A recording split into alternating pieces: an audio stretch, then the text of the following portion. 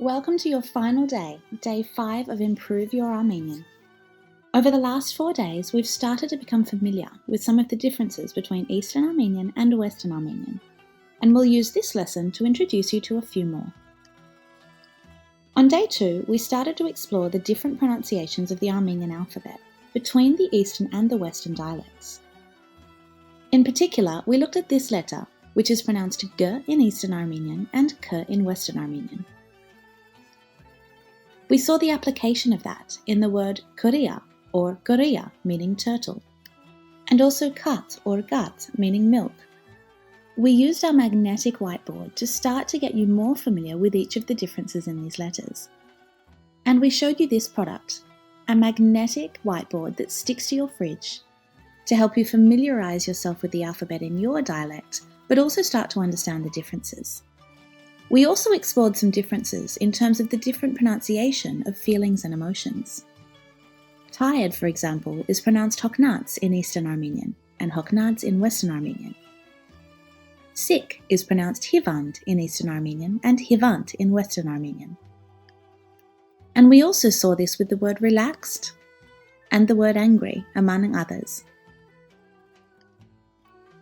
But Eastern and Western Armenian also have word differences, or slight differences in vocabulary. And some examples of that is the way that we say the word white. In Eastern Armenian, the word most commonly used is spitak, whereas in Western Armenian, jermak. And this is really the first example between the two dialects that we've shown you of an entire word being different. But there are other examples. We learnt that sovats is the word for hungry, but it's also common in Western Armenian to use the word anoti for the same purpose.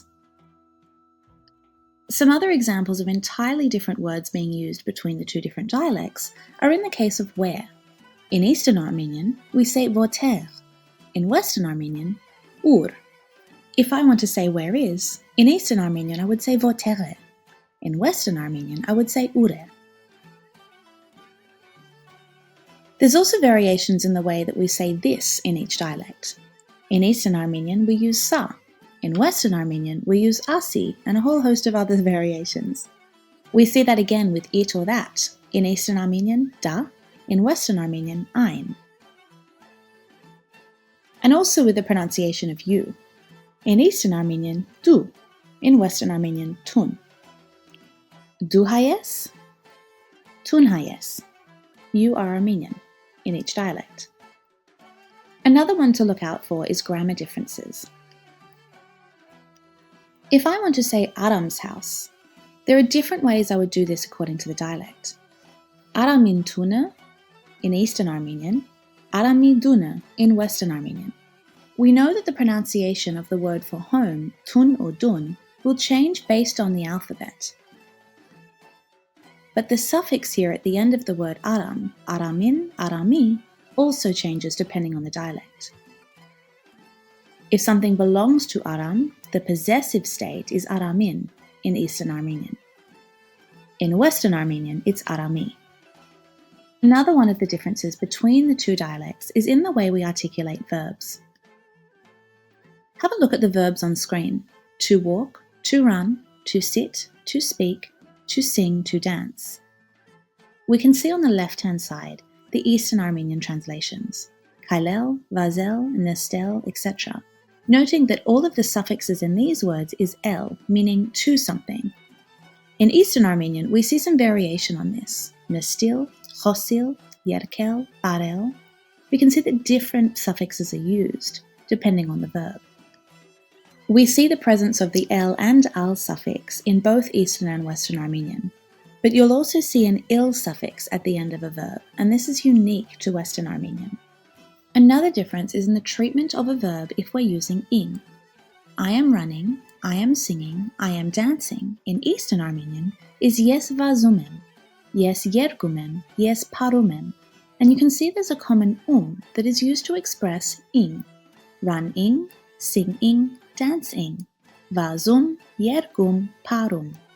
But this structure only exists in Eastern Armenian. Vazel, yergel, parel in Eastern Armenian is to run, to sing, to dance. vazumem, yergumem, parumem is am running, am singing, am dancing. In Western Armenian, this is expressed differently.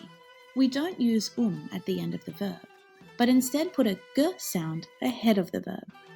So I am running, I am singing, I am dancing in Western Armenian becomes yes ge vazem, or yes gerkem, or yes ge barem. I am running, I am singing, I am dancing. We use as a suffix for ing in Eastern Armenian, and we use g ahead of the verb for ing in Western Armenian. Let's show you another example of this. I love Ani, or I am loving Ani. In Eastern Armenian, yes sirumem Ani. In Western Armenian, yes ge sirem Aniem. Another area of difference between the two dialects is in the negative form. I am not walking is expressed really easily in Eastern Armenian. Yes chem kailum. I am not walking, with the suffix which shows you the ing. In Western Armenian, this changes. Yes chem kailer. We drop the g at the beginning and we add at the end to express the negative form of this verb. Yes chem kailum in Eastern Armenian, yes chem kailer in Western Armenian. I am not walking. And the last difference we'll show you today is tense, but we will show you only in a simple form, because, as I'm sure you're already picking up, learning the verb conjugations, the differences in tense, and the variations between Eastern and Western Armenian really do require dedicated lessons that we can take our time with, explain slowly, use practice exercises, and so on, just as you've experienced over these previous 4 days. To say walk in future tense, in Eastern Armenian, yes kailem. In Western Armenian, this changes with the introduction of the word should, yes bidi kailem. This is by no means an exhaustive list of the differences between Eastern and Western Armenian, but they do give you an introduction into the sorts of things that change between the two different dialects. We have lots of people approach us who are Western Armenian speakers, but want to understand the Eastern Armenian dialect as well, even a little, so that they can communicate better when they visit Armenia. We have learnt so much in 5 days, but remember this is just an introduction. If you've enjoyed what you're learning, here we teach speaking, listening, reading and writing in exactly the format you just experienced. Weekly video lessons supported by practice exercises, worksheets, audio exercises, games, quizzes and more. And we've also included a discount code to make it even more affordable for you.